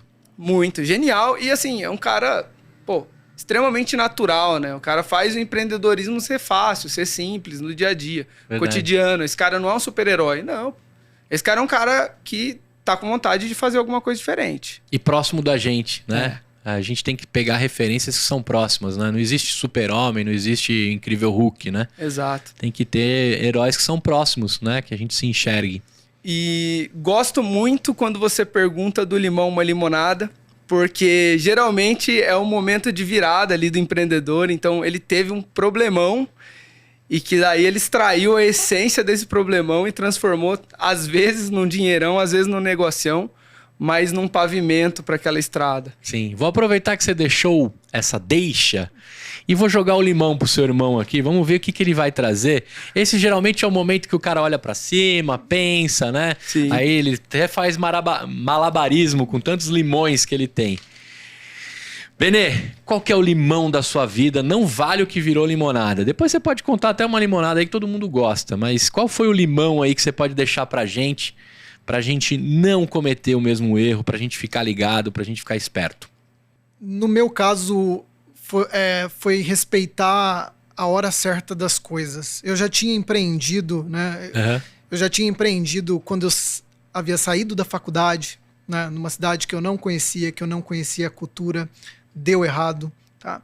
Eu já havia empreendido dentro de uma empresa familiar, mas numa cidade na minha cidade natal, mas que eu queria sair, desbravar o mundo, tá em outra cidade.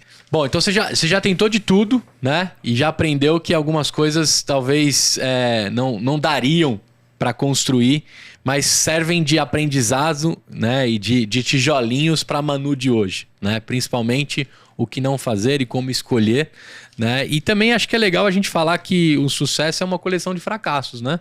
Eu acho que esses que você passou e de alguma forma sentiu, faz muito da Manu que é hoje. Agora, eu queria entrar numa vibe mais legal ainda, que é já a limonada em si, né?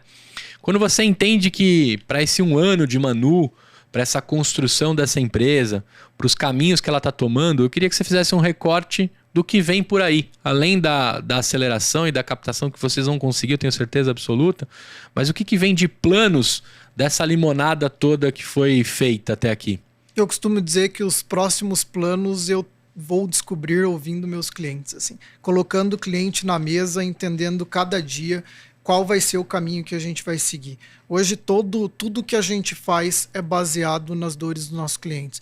Então, assim, a gente comentou várias oportunidades que tem aqui no nosso mercado, mas o que vai definir cada próximo passo da Manu é o que o nosso cliente falar. Legal. Os seus Moreiras vão estar ouvindo esse episódio. Quais os nomes para a gente deixar aqui dos familiares de vocês? O papai e a mamãe são vivos? São vivos, é o João Moreira e a Alzira Miranda. E eles também são fonte de inspiração para a gente, inclusive dessa conexão nossa aí nesse projeto da Manu. Legal. Então, olha que orgulho aqui, 2 filhos, né? Vocês são só vocês 2 ou tem mais? Só nós 2. Ah, então é pérolas, né? Também seu João e sua Alzira tem pérolas dentro de casa, mega empreendedores. Tem vem empreendedora da dona Alzira, do seu João? Tem, ou eles também? Ambos são empreendedores. Inclusive, estimularam a gente muito desde criança a toda vez que tinha uma oportunidade falar vamos montar isso aqui, vamos montar aquilo ali. Então, desde os 8 anos de idade, monta aí um geladinho para vender para os seus amigos. Sabe aquela coisa de criança? Então, coisa empreendedora começou a ser estimulada lá atrás por eles. E hoje, sim, eles são empreendedores, né? Meu pai construindo casas aí aqui no interior de São Paulo. Legal. Minha mãe já mexeu, já teve loja, enfim, teve bastante coisa na linha de empreendedorismo. Muito bom. Agora, eu queria te perguntar o seguinte. Eu já sei que tem o CREA e é engenheiro. Você se formou em quê, Benê? Eu sou formado em administração e gestão de negócios imobiliários. Caramba! E aí isso é engraçado em relação à formação, porque eu comecei a minha carreira no mercado de imobilidade, sendo trainee do Grupo Rodobens, e aí depois eu fui para o mercado imobiliário, né, mas na parte de lançamento, vendas ali, num boom da construção civil que havia, né, ali em 2006, 2007, e depois eu voltei para a mobilidade e hoje eu estou no mercado imobiliário, no mercado condominial. Impressionante como as coisas se conectaram. Como o mundo, parece que está tudo escrito, né? Ele faz a gente seguir o grande aí ser, né? E o nosso Deus faz a gente seguir o storytelling que já está construído, né? Exatamente. Só cabe a você dar um pouco de pimenta e um pouco de adrenalina nas nossas histórias, né? Cara, antes da gente fechar aqui, eu te perguntar o que você achou de gravar esse EmpreendaCast, eu queria tirar uma curiosidade com você. Eu já ouvi falar algumas vezes que lá no começo da Easy, parte da estratégia do Thales era entregar um celular com um pornozão pros taxistas. Né, para os caras, né, além de ter ali que usar o celular e o aplicativo, já vi uns filminhos assim. É verdade isso ou não? Você, como um cara que estava do outro lado na 99, que também teve que habilitar os taxistas, chegou a aparecer essa história do pornô aí, dos vídeos e das paradas? Quem não sabe disso, depois procura, que tem registrado na internet essa parada. Cara, se eu te falar que a concorrência lá era feroz entre Easy e 99, o que eu posso te falar que eu sei, né, em relação a todos esses boatos, essas coisas que aconteceram lá atrás ali, né, naquela briga forte, cada um vendo a melhor forma de trazer, né, engajar o motorista, é que a gente estava muito próximo dos motoristas. Eu lembro que eu montei uma mesa, eu peguei uma mesa, levei de casa e montei uma mesa numa praça. E eu passava o dia todo vendo e fazendo falando e vendo as coisas, né, dos caras ali. Eu não lembro de ter visto vídeo pornô com eles ali que alguém tinha mandado, vou falar a verdade, tá? Não é protegendo não, até porque era meu concorrente lá atrás, mas eu vou falar uma história engraçada, assim, a gente, como time de operações e toda a juventude, toda a energia ali de garoto, a gente vibrava muito quando a gente rebentava o market share de cada praça da Easy como 99. Eu era muito agressivo nesse sentido. Então, assim, eu tocava o sino? Tocava o sino, e aí tinha cervejada, e cada um ia pro seu canto, e tinha farra, e tinha festa, porque era ali o auge do negócio pra gente, e a concorrência era um pouco assim. Mas eu não lembro dos vídeos. Não, mas duas empresas que capinaram esse mercado, né? O Thales, ele tem uma referência clássica, se vocês lerem o livro Nada Easy, né, do Thales, pioneiro, né? A 99 em seguida, mas a construção, a pavimentação de um mercado muito maluco, né? Hoje a gente tem aqui, por exemplo, o Resenha na Pista, que os meninos gravam aqui, que são motoristas de aplicativo e trocam ideias sobre isso. E aí também falam sobre a 99, falam sobre o Uber em si e tudo que aconteceu nesse mercado de transporte, né, por meio de aplicativos. Agora, queria ouvir de você, o que você achou aqui de gravar o EmpreendaCast? E é épico, né? O Edu que vai estar escutando aí, nem sei lá, o 100º podcast dele aqui do Empreenda, está escutando o irmão e ele. Mas conta você, o que você achou de gravar o Empreenda? Já foi, sem dúvida, a maior experiência que eu tive e oportunidade de falar um pouco da carreira, do que a gente está fazendo, da minha vida, assim. Que legal. Mais do que isso, isso vai ficar marcado, assim, pro resto da minha vida e com certeza da minha família também, né? Graças a você, Gustavo, que recebeu a gente aqui, legal, independente cara, do estágio que a gente está no nosso negócio, sabe? Mas de dar a oportunidade de eu sentar do lado do meu irmão e fazer algo com ele. Isso foi muito legal. Não estava combinado.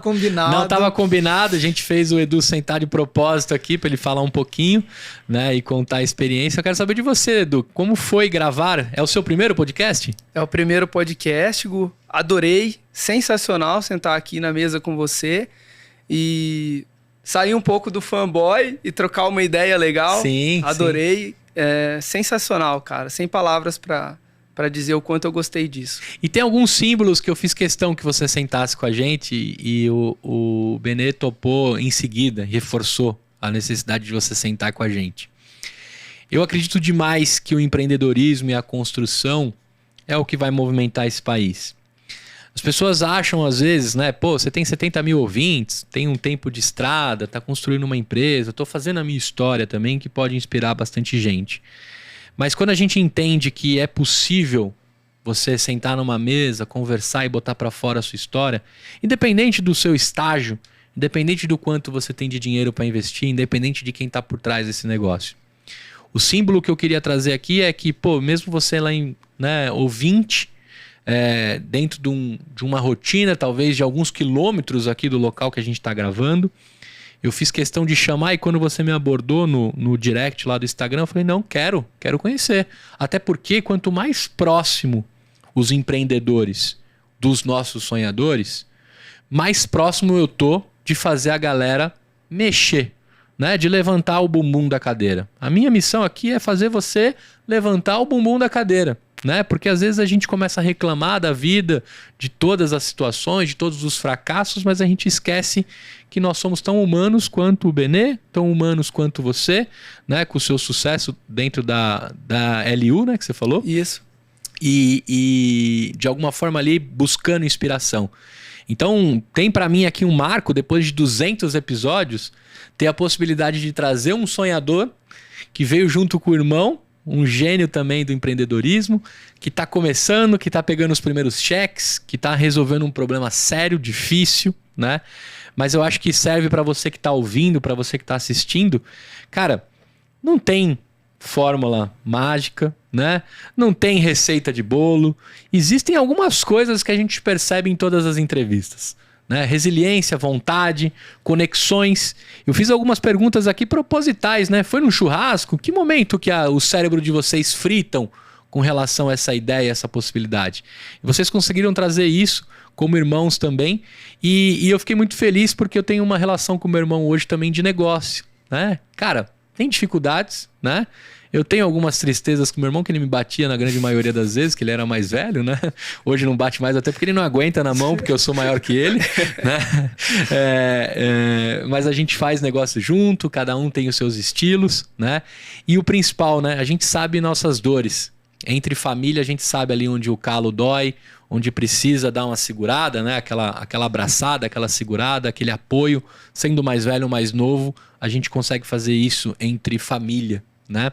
Então, obrigado por você ter trazido a possibilidade de contar uma história tão genuína dentro de uma história que nós mesmos construímos juntos, né? Sim. Então, obrigado por você ter trazido isso e você que ficou ouvindo aí com a gente, por favor, né? Acesse lá o link da bio do EmpreendaCast, me chama lá no Instagram, mas divide, né? Entra no grupo de sonhadores, que é muito legal para você arrumar sócio, para você arrumar até problema para você, né? Dependendo do que a ideia frita desses caras, que às vezes eu tenho que silenciar de madrugada que os caras estão lá trocando ideia.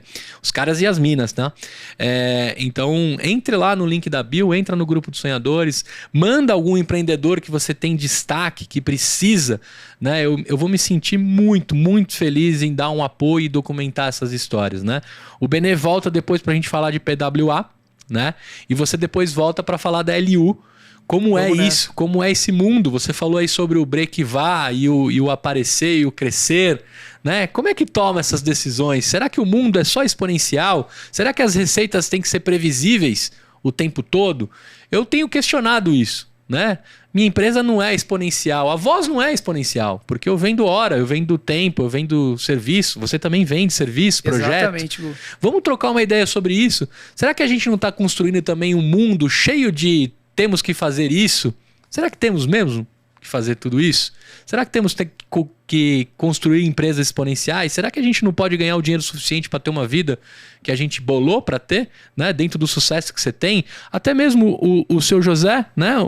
Construindo as casas, né? Dentro do interior de São Paulo. Isso é uma forma de empreender, né? Transformar cimento, areia, tijolo em construções, que é o primeiro sonho da grande maioria das pessoas, é ter o seu próprio imóvel.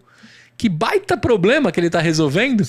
E a construção existe há quantos anos, né? A profissão, né? Eu tive o prazer de trabalhar com meu pai como auxiliar, né? De pedreiro. Meu pai construiu muita casa. E eu vou te falar, cara, é nobre. É nobre demais você conseguir levantar a casa e o teto de alguém. Então já fica para você... pra gente contar a história da LU. Você traz o Ulisses, né? Isso. Ele vai vir aqui também para contar isso e você vem para falar de PWA. Maravilha. Muito bem. Agora é a hora que eu abro a minha mochila, né? Agora eu tô usando... Eu sou cheio de histórias. Eu gosto disso, né? Minha mochila, o limão e a limonada. E isso eu nunca vou perder, tá, gente? Faz parte da minha essência. Então eu abri a mochila do Gu, né, desse MBA gravado em 200 episódios, e eu quero colocar algumas coisas do Bené lá. Pode ser livro, podcast. O que você me deixa colocar na mochila como dica para eu beber da sua fonte aí? Eu vou deixar uma dica aqui que é de um livro que, de alguma forma, toda vez que eu leio, e eu leio mais de uma vez para não esquecer que é parte da minha história, que é o Unicórnio Verde e Amarelo, do Paulo Veras, que é o livro que conta a história da 99. Eu acho que todo empreendedor deveria né, ler esse livro, porque ali tem muita coisa bacana e no final você vai ver que é tudo sobre pessoas, né? E ali tem muito disso, ali tem as histórias da 99, primeiro unicórnio do país, e as pessoas que a gente se inspira aqui na Manu e tenta cada vez mais fazer o que a gente faz, impactando a vida de milhares de pessoas, igual esses empreendedores conseguiram impactar, como você empreende e como você impacta também. Cara, pega o seu episódio e manda pro Veras lá, que eu vou pra cima dele pra trazer ele pra cá. Tô ligado que você tem contato com ele. Não vou te dar a incumbência de conectar, mas eu vou te dar a incumbência de provocar ele. Com certeza ele vai topar. Ele é um cara muito acessível e foi pra gente e vai ser pra você também. Ele é bem... Muito bem. E você, Edu? Como que eu bebo da sua fonte, cara? Não vale livro de engenharia, hein, mano? Eu vou pular essa parte, tô brincando. Tranquilo, vamos tirar o cálculo da parada. Eu ficaria, Gu, com uma história difícil, mas que mereceu ser contada, né? O lado difícil das situações difíceis. Tá. Ben Horowitz. Cara, esse livro é sensacional, mostra a trajetória desse cara empreendendo, tomando muita porrada no mercado, né? Inovando e tomando porrada o tempo todo, pivotando. E é bem isso. É uma história quase brasileira, né, de um empreendedor americano. E para mim foi muito marcante, né? E que mais tem no seu feed de podcasts, além do Empreenda? Eu tô escutando muito Joel J. Legal. Gosto também do PrimoCast. Acho interessante para questões de business e negócios. Posso falar um filme, Gu? Pode. Tem um filme que me marcou muito, que eu acho importante, sobre resiliência de empreendedorismo, 8 Mile, Rua das Ilusões. É a história do Eminem, basicamente. Legal. Antigaço, mas vale a pena reassistir, né, revisitar, porque para empreendedor é aquilo. Eu vou aproveitar, eu não costumo colocar coisas na minha mochila, mas esses dias eu coloquei umas paradas na minha mochila. Eu não costumo colocar na minha mochila quando estou gravando, né? Mas eu assisti King Richard. Muito bom. Que é com o Will Smith. Ele acabou de ganhar o Oscar, tirando aí toda a situação que aconteceu, né? Que vai se resolver aí do último escândalo aí do... Escândalo não, né? Da última treta aí do Oscar. Mas o Will Smith tá impecável, né? E esse filme é foda. Foda. Né? Treinador de campeãs. Como é que as 5 filhas dele... Ele tinha muito bem planejado e construído, envolvendo disciplina, ser acima da média e lutar contra tudo e contra todos, né? Ele é de uma região mais humilde dos Estados Unidos, afro-americano e afro-americanas, e mostra muito sobre disciplina, construção. E o mais legal, né? Sem dar spoilers, mas o filme recorta um pedaço das 2 meninas Williams, né? Que são mega Buster Powers do tênis, e os caras conseguiram, mesmo com um recorte da história das 2, contarem muita coisa. Então assista, que vale cada minuto desse filme. Tem que assistir. Outro filme também que me marcou, e acho que eu nunca falei aqui no EmpreendaCast, é um menino que inventou, que descobriu o vento. Esse é bom. Poxa, esse daí prepara o lenço, porque tem uns ninjas que cortam cebola perto de você, assim, dá uma chorada aí, né? Muito bem, vou começar a fazer isso, ó. Estreiei com vocês assim, eu boto na mochila e eu boto um pouquinho na mochila de vocês também e de quem estiver ouvindo. Caras, queria agradecer imensamente. Como é que eu acesso a Manu? Como é que eu contrato? Quais são os caminhos para ter Manu no meu prédio? Se eu sou síndico, administrador de condomínio, se eu cair nesse episódio aqui porque eu tô tentando negociar contigo uma proposta comercial, quero ver se você é o cara mesmo. É só digitar no seu navegador www.manu.help. Manu.help. Pronto. Não precisa nem perguntar por que o nome Manu, né, gente? Tá fácil essa, né? Você sabe que eu escutava na Rádio Mix, tinha umas pílulas de zoeira, e aí eu esqueci o nome das pílulas, mas tinha o Mano Brista, que era um dos personagens, e o Mano Tensão, que era que era o mano mais tensão arrojada. da pílula, né? Olha só como o brasileiro é demais. E como que a galera te acessa? Quais são as redes para conversar contigo, além do manu.help? Tem o Benedito Moreira, tô no LinkedIn. Tem o Instagram da Manu, que a gente acompanha. Lá a gente não perde. Por onde você fizer contato nos canais da Manu, chega pra gente. A gente tem uma central rápida que cai para todo mundo. Tem o WhatsApp para você mandar direto pelo site. Tem formulário para preencher. Tudo muito acessível. A gente preza muito por esse contato, né? Por essa relação humanizada, porque a gente está no mercado e no momento que as pessoas ainda buscam isso. Perfeito. E você, Edu, como é que a galera te encontra, além das estradas e o quanto você queima de gasolina aí? Tá difícil agora, hein? Tá cruzar bravo. a cidade, cruzar o interiorzão com a gasolina do preço que tá, hein? Vamos ter que comprar um elétrico, né, Gu? É isso Trabalhar aí. para isso. Bota um Tesla aí, hein, cara? Pode me achar no LinkedIn, através do Luiz Eduardo Moreira. Eu sempre respondo ali o pessoal, fiquem à vontade.